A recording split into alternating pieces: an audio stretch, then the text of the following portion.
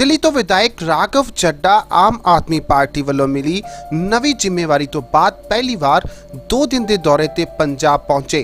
ਅੰਮ੍ਰਿਤਸਰ ਦੇ 에ਅਰਪੋਰਟ ਦੇ ਉੱਪਰ ਆਮ ਆਦਮੀ ਪਾਰਟੀ ਦੇ ਨੇਤਾਵਾਂ ਅਤੇ ਵਰਕਰਾਂ ਵੱਲੋਂ ਉਹਨਾਂ ਦਾ ਭਰਵਾਂ ਸਵਾਗਤ ਕੀਤਾ ਗਿਆ।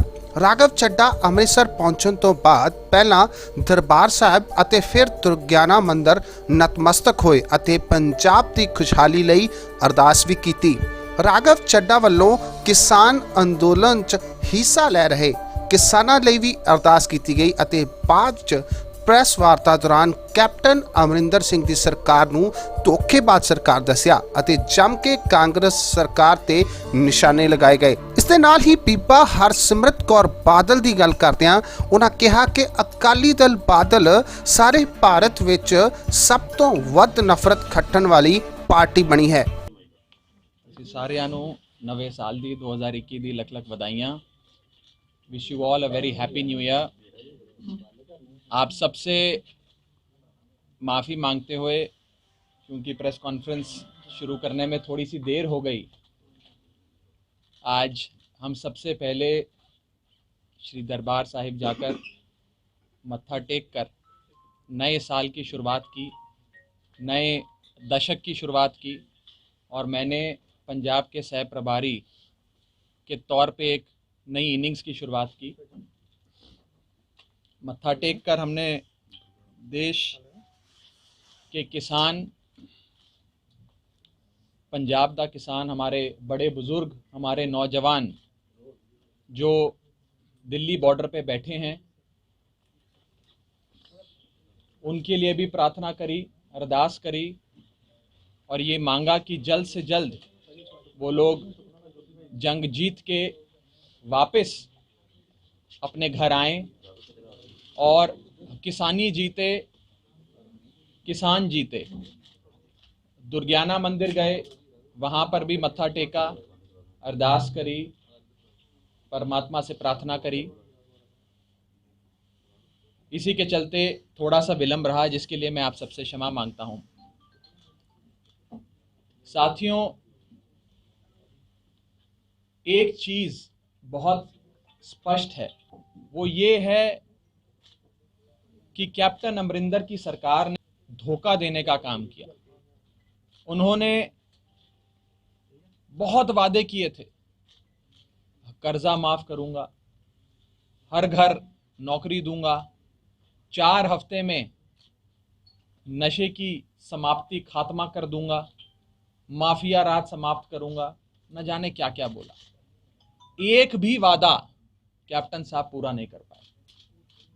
और ये अभी कम था जो उन्होंने देश के किसान और पंजाब के किसान की पीठ में छुरा भोंकने का काम किया, जब वो खुद उस समिति का हिस्सा रहे, मेंबर रहे उस कमिटी के, जिस कमिटी ने इन 3 काले कानूनों का मसौदा बनाया, इसकी ड्राफ्टिंग की और ये 3 काले कानूनों को जन्म दिया। कैप्टन साहब चाहते तो जुलाई 2019, अगस्त 2019 में जब इस समिति की बैठकें हुई तो बैठक से बाहर निकलकर पंजाब की आवाम को बता सकते थे कि ये 3 काले कानून आने जा रहे हैं, सावधान हो जाओ, विरोध दर्ज करा सकते थे।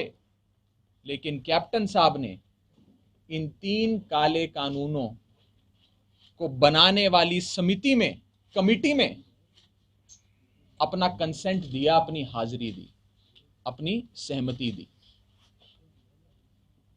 आज पूरी पंजाब की जनता, पूरी सूबे की जनता इस बात को जान गई है कि कैप्टन साहब ने देश के किसान को, पंजाब के किसान को धोखा दिया।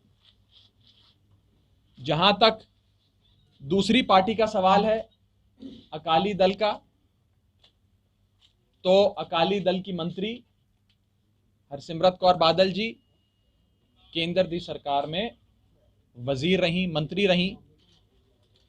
जब ये कानून बन रहा था तब भी मंत्री रही, जब ये कानून कैबिनेट में आया तब भी मंत्री रही, जब ये कानून विधानसभा, लोकसभा में आया तो भी मंत्री रही, जब ये कानून लोकसभा में पास हो गया तो भी मंत्री रही, राज्यसभा में आया तो भी मंत्री रही, राज्यसभा में पास हो गया तो भी मंत्री रही, और उसके बाद जब आक्रोश हुआ, जब देश का किसान खड़ा हुआ, पंजाब का किसान खड़ा हुआ, तब उन्हें समझ में आया और उन्होंने बड़े भारी मन से इस्तीफा दिया।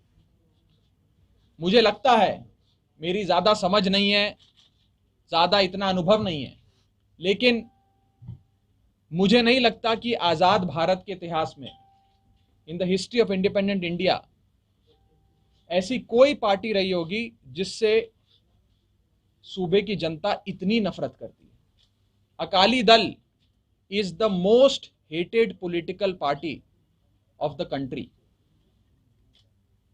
It is the most hated political party in the history of independent India. आजाद भारत के इतिहास में सबसे ज्यादा नफरत किसी एक राजनीतिक दल से अगर हो तो वो अकाली दल है। मुझे लगता है आने वाले समय में मल्टीपल चॉइस क्वेश्चन आएगा एग्जाम में कि कौन सी वो पार्टी है जिससे जनता को सबसे ज्यादा नफरत है, जिसका सही जवाब होगा ऑप्शन ए, अकाली दल।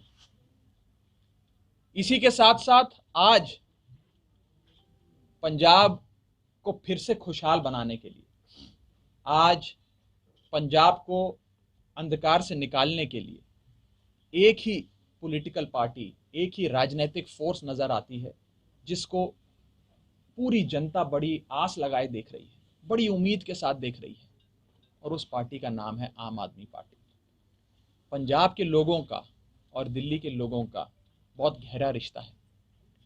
पंजाब के लोगों को ये बात पता है कि दिल्ली में बहुत काम हो, दिल्ली में जगह जगह मोहल्ला क्लिनिक बने, दिल्ली में अस्पताल इस प्रकार हो गए कि world quality, best quality, state of the art quality का इलाज मिलता है, वो भी फ्री ऑफ कॉस्ट मिलता है। शिक्षा के क्षेत्र में, एजुकेशन में इतना काम हुआ कि आज बड़े बड़े उद्योगपति, इंडस्ट्रियलिस्ट, धन्ना सेठ, मंत्री भी अपने बच्चों को दिल्ली में प्राइवेट स्कूल से निकालकर दिल्ली के सरकारी स्कूल में दाखिला करा रहे हैं। इतना काम शिक्षा में, एजुकेशन में करके दिखाया। आज पंजाब के लोग भी वो सारी चीजें चाहते हैं, और मुझे लगता है, और मैं आज ये घोषणा भी करता हूं और पूरी जिम्मेदारी से आपके सामने ये बात रखता हूं, I am saying this with a sense of responsibility,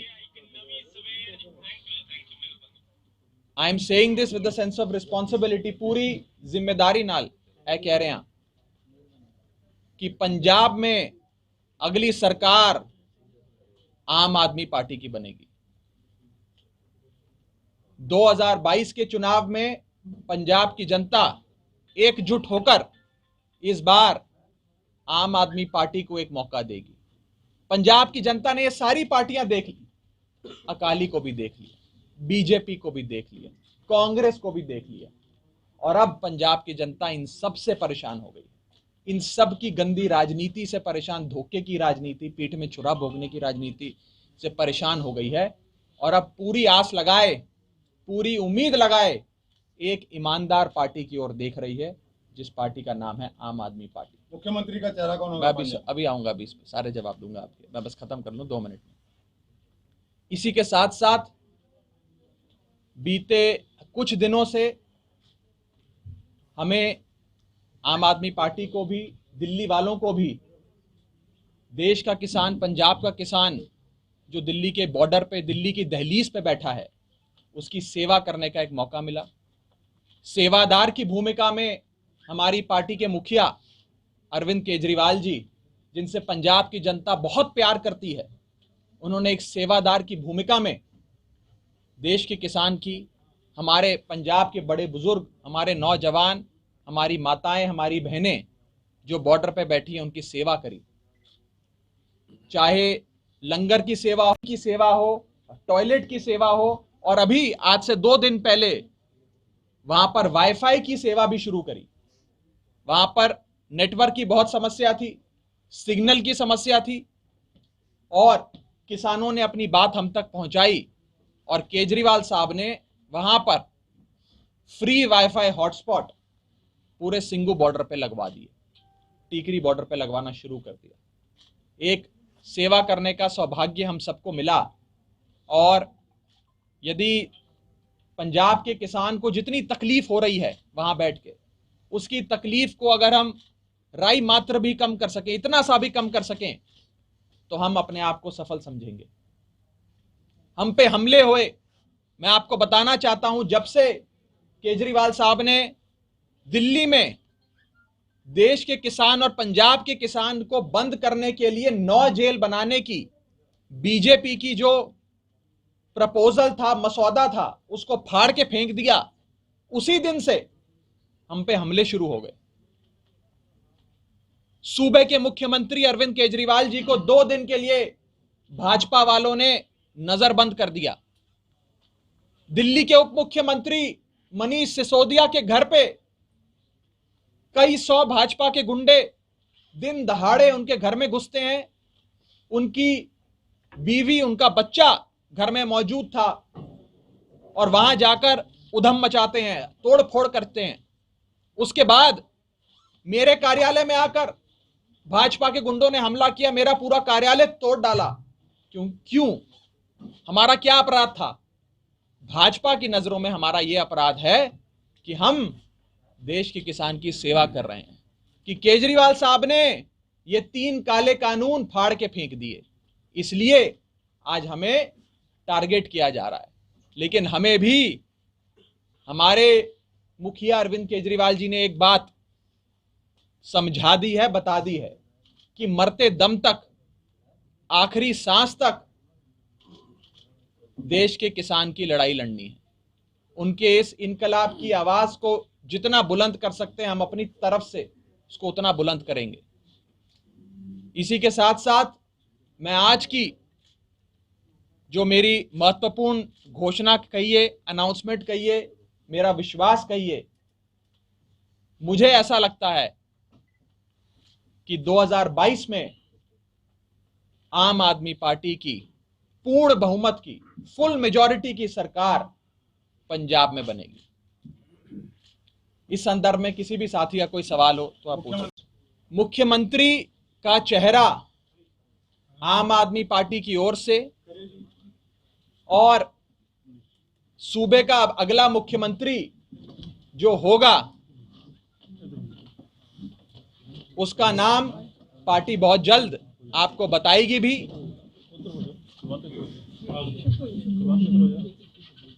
मुख्यमंत्री का चेहरा पंजाब की जनता में से कोई होगा।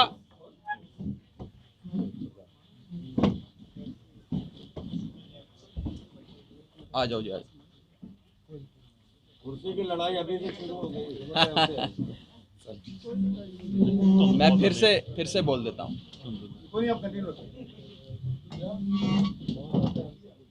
मुख्यमंत्री का चेहरा पंजाब से होगा। मुख्यमंत्री का चेहरा ऐसा होगा जिसे पंजाब की जनता, जिस पे पंजाब की जनता को नाज हो, जिसे पंजाब की जनता सर आंखों पे भी बिठाएगी, उसे प्यार भी करेगी, और वो पंजाब की आन बान और शान होगा। नवजोत सिंह सिद्धू संपर्क में आपके समय आने पिछले चुनाव के समय, चुनाव से पहले नवजोत सिंह सिद्धू के साथ बात चल रही थी, लेकिन आप ज्यादा बता सकते हैं बेहतर के क्या कारण है अभी, क्या, क्योंकि अभी वो कांग्रेस में है, एमएलए हैं, लेकिन पार्टी से नाराज चल रहे हैं, तो उनके बारे में क्या आपका, देखिए, पार्टी कंसीडर कर रही है मैं या उनसे संपर्क की कोशिश की? ये हमसे कई बार सवाल पूछा जाता है कि क्या हम नवजोत सिंह सिद्धू जी को अपनी पार्टी में लाएंगे। मैं आपसे ये पूछता हूं, क्या वो हमारी पार्टी में आना चाह रहे हैं? ये सवाल तो आप उनसे पूछिए।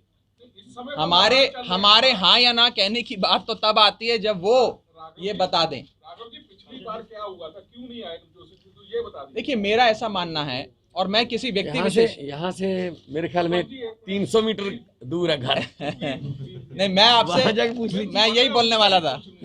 मैं यही बोलना चाह रहा था। हम आपसे पूछते हैं वो सवाल, हाँ, जो सरकार बनाती है और सरकार बनाती है कानून, चाहे प्रधानमंत्री हो चाहे सीएम हो, तो आपने जो कानून लागू किया था उस पे मैं आज पहले ये खत्म कर दूं, फिर मैं इस पर जवाब दूंगा। मैं ये सवाल का जवाब देना चाहता हूं। जहां तक नवजोत सिंह सिद्धू जी का सवाल है, उनका घर यहां से 10 मिनट 15 मिनट की दूरी पे है, मैं यही हूं।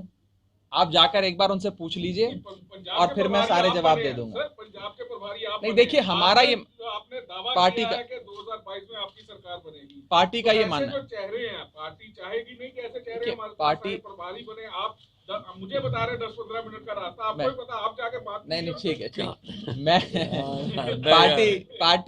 पार्टी का ये मानना है, मेरा ये मानना है, हम सबका ये मानना है कि जिस व्यक्ति के दिल में पंजाब प्रायोरिटी है, जिसके लिए पंजाब प्राथमिकता है, उस व्यक्ति का हमारी पार्टी में स्वागत है। हमारा तो ये शुरू से कहना है कि सब अच्छे लोगों को साथ आना चाहिए। मैं आपको बताता हूँ एक छोटी सी बात, 10 सेकंड लूँगा। जब महाभारत शुरू हुई तो कौरवों और पांडवों के बीच जब लड़ाई शुरू होने लगी थी, तो पांडवों के मुखिया युधिष्ठिर ने शंख बजाया और कहा कि मेरी ओर से, मेरी फौज में कोई ऐसा व्यक्ति अगर खड़ा है जिसे लगता है कि सत्य मेरे साथ नहीं है, सत्य सामने वाले के साथ है, तो वो इस समय मेरी फौज छोड़कर सामने वाले के पास जा सकता है, जंग शुरू होने वाली है। और कौरवों की तरफ कोई व्यक्ति खड़ा है, कोई योद्धा खड़ा है जिसे लगता है कि सत्य मेरे साथ है, वो अभी समय है कौरवों की फौज छोड़कर मेरी फौज में आ जाए, उसका मैं स्वागत करता हूं। उस समय भी कौरवों का एक भाई जिसका नाम था युयुत्सु, वो कौरवों को छोड़ के पांडवों में आ गया। तो कहने की बात यह है, इस मंच से भी हम सबको, जो व्यक्ति पंजाब को प्राथमिकता देता है, जिसका दिल पंजाब के लिए धड़कता है, उसको आमंत्रित करते हैं। लेकिन जहां तक आप एक व्यक्ति विशेष का सवाल पूछ रहे हैं, सिद्धू साहब का सवाल पूछ रहे हैं, यह सवाल उस समय एक हाइपोथेटिकल सवाल नहीं रहेगा, आज हाइपोथेटिकल सवाल है। जिस समय वो ये कहें कि वो आना चाहते हैं, अगर वो कह रहे हैं तो मैं जवाब दूंगा। मैं अभी यही हूं, आप जरूर पूछ के आइएगा, मैं जवाब दूंगा। आपका केंद्र सरकार द्वारा प्रपोज किया गया कानून और देश की पार्लियामेंट द्वारा पास किया गया कानून पूरे देश भर में, पूरे हिंदुस्तान में, भारत में लागू हो जाता है। किसी राज्य सरकार के पास उसे लागू करने की या लागू होने से रोकने की शक्ति नहीं होती है। अगर ऐसा होता, मान लेते हैं, फर्ज करिए कि किसी राज्य सरकार के पास यह शक्ति है कि इस कानून को लागू होने से रोक सकती है, तो आज पंजाब के हमारे बुजुर्ग, हमारे नौजवान दिल्ली में ना होते, वो कैप्टन साहब के महल के बाहर बैठे होते और बोल रहे होते, कैप्टन साहब इन 3 काले कानूनों को लागू मत होने देना। एक उदाहरण दे देता हूं, समय ज्यादा नहीं मैं उदाहरण दे रहा हूं। नहीं ऐसा नहीं, मैं बता, मैं जवाब दे रहा हूं। किसान जब मैं तब आप आए, आप मैं जवाब जब किसान चल रहा था, मैं जवाब दे रहा हूं। मैं सर 5 जून को ऑर्डिनेंस आया था, 7 जून को प्रेस कॉन्फ्रेंस हमने कर दी थी। आपको पता है 7 जून को हमने प्रेस कॉन्फ्रेंस कर दी थी हरपाल चीमा जी के घर पे। बहुत खतरनाक कानून पर ऑर्डिनेंस जो कैबिनेट में आ गया, उस पर साइन हो गए। उसके बाद जितने भी उन्होंने कॉल दिए किसानों ने, चाहे वो ट्रैक्टर मार्च हो, चाहे वो चक्का जाम हो, हमने उनका साथ दिया।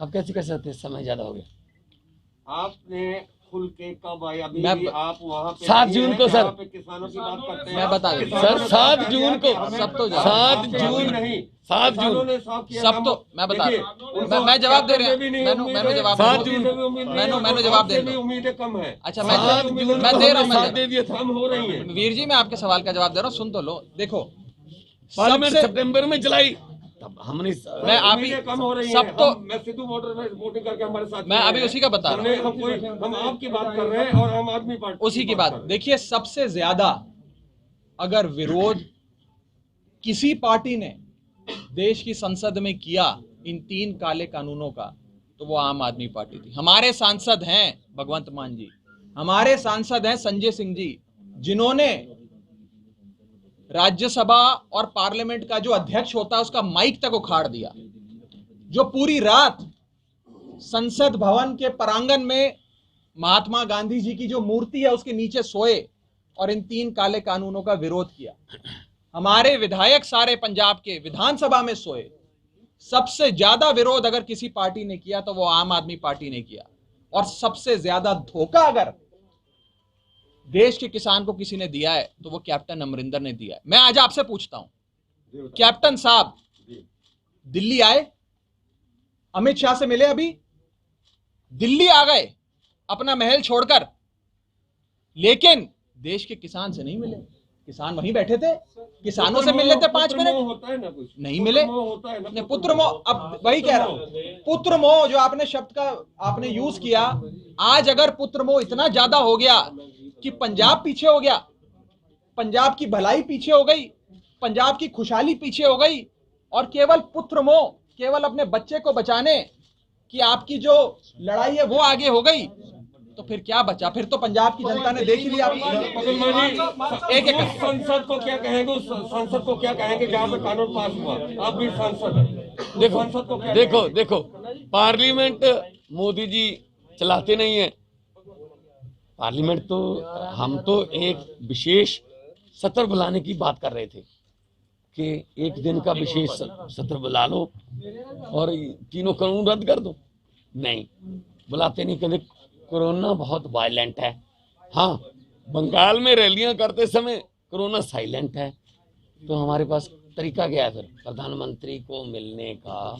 प्रधानमंत्री के सामने अपना विरोध जताने का तरीका क्या है?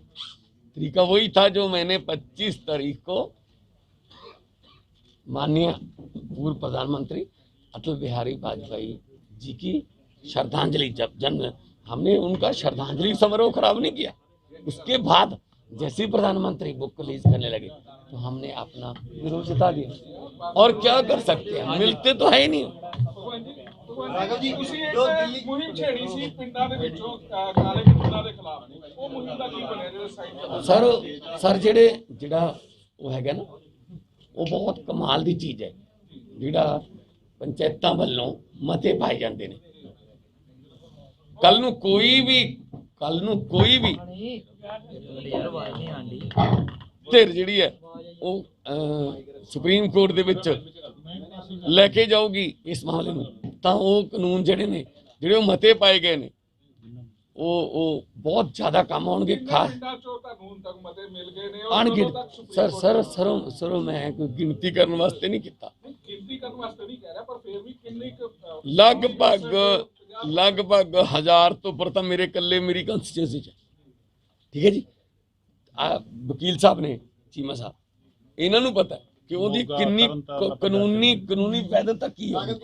आपने कैप्टन साहब की बात की, लेकिन उन्हीं की पार्टी के सांसद जंतर मंतर पे भी एक आंदोलन कर रहे हैं, उसको आप कैसे देखते हैं? एक तरफ तो आप बोल रहे हैं कि कैप्टन साहब दिल्ली जाते हैं, अमित शाह से मिलते हैं, वहाँ से किसानों को नहीं मिलते, लेकिन उनके सांसद कह रहे हैं कि हम किसानों के लिए वहाँ पे सर्दी में जो है सड़क के किनारे पे सो रहे हैं। उनके सांसद और उनकी पूरी पार्टी का पर्दाफाश हो चुका है। आज अपनी राजनीतिक जमीन को खिसकता हुआ देख वो इस प्रकार का ढोंग कर रहे हैं। ये ढोंग है और कुछ नहीं है। मैं आपसे पूछना चाहता हूं, ये नौबत ही नहीं आती?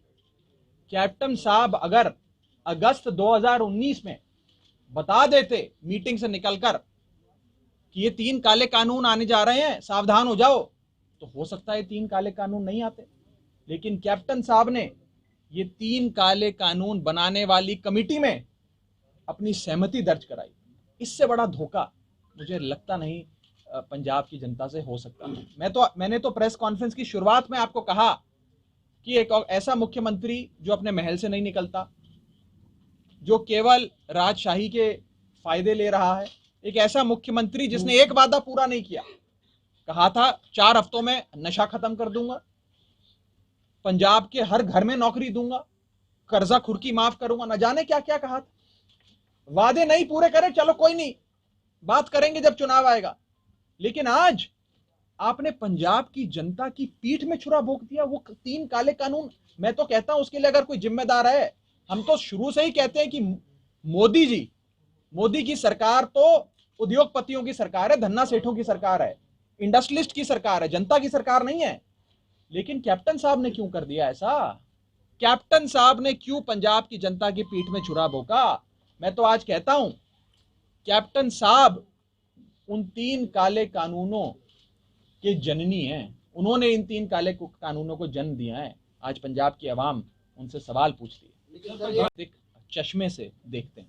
बस मैं इतना ही कहना चाहता सर आपका 2022 का जो हूं। आपने पूछ लिया एक बार इनसे, फिर आ जाओ। एक 2022 का मिशन आज वफद है वो स्टेट इलेक्शन कमीशन को मिला और उन्होंने मांग की सेंट्रल फोर्सेस लगाई जाए जो यहाँ पर अभी इलेक्शन होंगे, क्योंकि पंजाब पुलिस वालों ने सरकार पर भरोसा नहीं।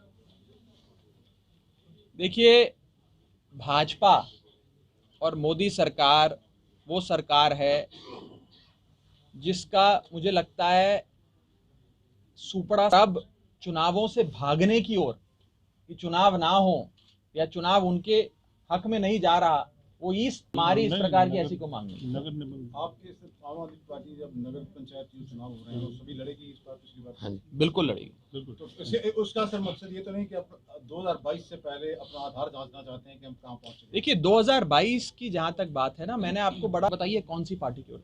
सर 2017 में भी आम आदमी पार्टी की तरफ देख रही थी पंजाब की जनता, खत्म कर लेने विपक्ष में है ना, लेकिन बड़े लोग छोड़ के चले गए नेता आम आदमी, क्योंकि मुख्यमंत्री केजरीवाल जी इतने महत्वाकांक्षी हो गए। नवजोत सिंह सिद्धू से भी बात चली, बात सिरे नहीं चढ़ी, तब आम आदमी पार्टी की बहुत वेव थी। इस बार जो लगता है कि उतनी सुनवाई, मैं